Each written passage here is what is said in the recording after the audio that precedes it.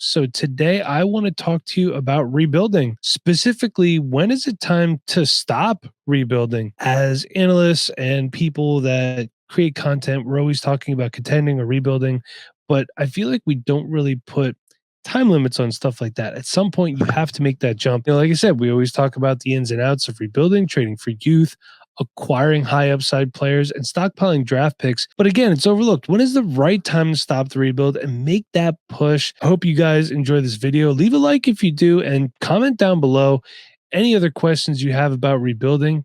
With all that said, let's get right to the content you came for. Number one, you're winning. I know. It seems pretty obvious. Look, gone are the days where you're the laughing stock of the league. You're losing by 50 plus points on a weekly basis. The roster that you're scrapping together is terrible. Guys in your starting lineup are running backs 3 and 4, wide receivers getting 1 target a game. That's done. Check your record first. 500 or slightly above mark might not be enough to get it done, and it might signify that the rebuild needs just a few more tweaks before you are a real 100% contender. You have to look at things like points for. What are your points against, and how does your league navigate that with how things push towards the end of the season? Don't forget about maximum points for. These things are things that you want to look at. Check your taxi squad too. See if some of the guys on there are ready to come up and help you make a push. These are all things, that you're going to need to look at if you're winning and you want to contend. Secondly, you're looking to buy, not sell. So again, with rebuilding, we're always talking about sell this guy, sell that guy, acquire this, acquire that.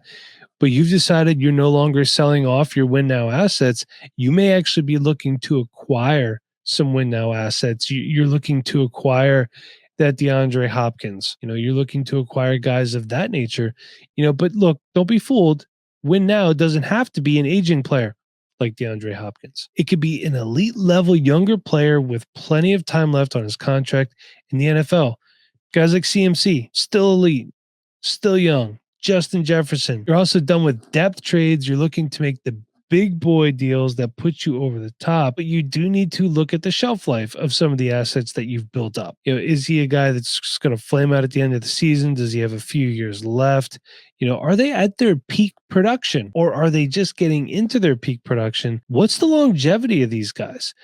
Make that focus on the long haul to win it all, not just this year, but in the future. We don't want to play it like it's redraft. That's not what we're here for. You have the assets to make a move. Again, we've been stockpiling. This is kind of a continuation of my last talking point here, but we've been stockpiling picks, players, your future draft compensation, 23, 24, but you're willing to move some of these pieces to build an even more competitive starting roster. Look, make these moves carefully, okay? Don't just trade for a name. Don't just trade for Dalvin Cook and overpay for him, and Ezekiel Elliott, Tom Brady. Obviously, you might not want to trade for. Mike Evans is aging. Look at what they've done this year on a weekly basis. Consistency is key. It's really overlooked too. I look at what their schedule is coming up.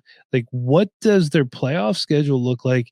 And especially now, some playoffs I saw, talking to some people, playoffs start week 14. There's still bye weeks in week 14. So be mindful of that. Look at your buys. Make sure that your roster is set. So one thing that I've been doing, and this goes back to the beginning of the season, I just kind of set some soft lineups. I call it, like, not what I would go into the season starting with, but where do my bye weeks fall? Do I have coverage for these guys? Try to make moves before you need to make a move. So be preemptive with your moves. Look, my central air in my house is going to take a dump soon. I know it. I'm already buying window units. So buy window units for your fantasy team. Make sure that you have that coverage in there before you're forced to make a move and overpay. And don't throw too much at a player too. I've seen it time and time again.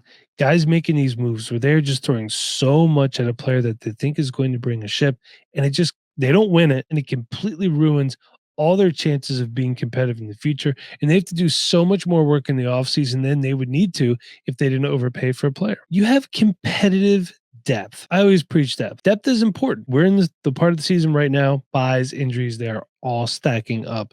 You need to have that competitive depth. Isn't it much nicer to be like, oh man, okay, Jamar Chase is out. It sucks. Great. I have a piece to put in here. I don't have to be forced to make a trade where when people see you're scrambling, they always make you overpay. You know that as well as I do. Or you don't have to pluck some garbage player off the waiver wire. So this is why stockpiling draft capital in your rebuild is so important. You've traded, you've drafted well. Now your team has a couple bye weeks, last minute injuries. You can move players off your bench or taxi, not have to scramble to the waiver wire. Isn't that so freaking nice? Look, having elite level talent on your roster is important. I get it, but you have to have the quality depth, especially later in the season. That's when these nagging injuries are just adding up. They're taking their toll. And this is why your games are going to get the most meaningful. Competitive depth. What does competitive depth actually look like? Okay, so I'll throw some rookies at you. Greg Dulcich, getting a lot of targets. Good rapport with Russell Wilson. Cade Otton, two guys that Nate and I were really high on in the offseason. These are guys that are right now playing pivotal roles for their team. Devin Singletary, still getting a lot of action in Buffalo. Miles Sanders, people were giving him away, pushing to be a running back too. Tyler Boyd, guys like this. Just think guys that are consistently good players. You may not think of them as elite upper echelon starters, but you can comfortably put them in your lineup and be happy about it. Last, but certainly not least, the league looks winnable. Do you think you can win the league? That is a really, really important question. And I think it's one that's also overlooked too. And let me explain exactly what I'm talking about here. I feel like people insulate themselves too much when it comes to team building. They're so focused on their team.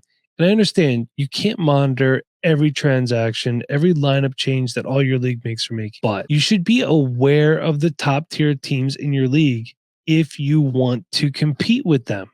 It's that easy. If you decide to stop the rebuild with a 500 record, can you compete against that one-loss team that's really stacked? Got to look at that depth. Again, it goes back to everything. If you're right, if you're like the 6th seed, sometimes saying like, well, I feel like if I get into the playoffs, anything could happen. Yeah, that's great. But if you're saying that, then your rebuild probably needs one more year. A little bit of a quick hitter right here, but I think it's really important. Some things that you need to know, what to do, how you know when it's time to stop rebuilding. And hey, if you want to hang out, you want to talk about more rebuilding, hit up our Patreon. Love to see you over there. We're all accessible over there. Come hang out. We would love to see you. Well, that is it for this video. I do hope you all enjoyed. Please leave a like if you did. Comment down below your thoughts on the video itself. If you want to support this team and go deeper with us and get access to bonus content, written content, rankings, and our Discord community group chat, be sure to check out patreon.com/Dynasty Rewind. It's a great way to support the brand and let us know that you want us to keep cranking out awesome content. And you get access to all of us 24/7. Lastly, if you enjoyed this video today, I'm sure you'll love this one too. Be sure to go check it out. But hey, that is it for me today. I'll see y'all in the next one. But until then,